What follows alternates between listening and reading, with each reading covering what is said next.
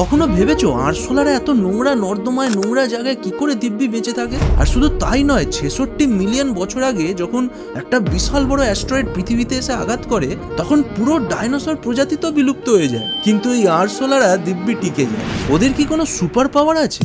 Well, প্রথমেই আরশোলার পেটের ভেতর এমন কিছু স্পেশাল ব্যাকটেরিয়া থাকে যেগুলো ওদের নর্মাল খাবারই নয়, বরং চুল, লেদার, কার্ডবোর্ড, এমনকি মৃত আরশোলাকে খেয়েও ওরা হজম করে ফেলে ইজিলি।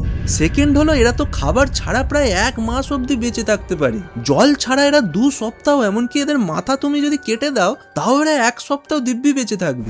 কারণ এরা না আমাদের মতো মুখ নাক দিয়ে শ্বাস নেয় না, বরং ওদের শরীরের দুপাশে ছোট ছোট ছিদ্র থাকে যেগুলো দিয়ে ওরা নিঃশ্বাস প্রশ্বাস নেয়। আর শেষমেশ ওরা মারা যায় কারণ ওদের মাথা কেটে গেছে, তো তাই ওরা জল খেতে পারে না, সেই জন্য ওরা মারা যায়, নাহলে তো মাথা ছাড়াই বোধহয় দিব্যি বেঁচে যেত।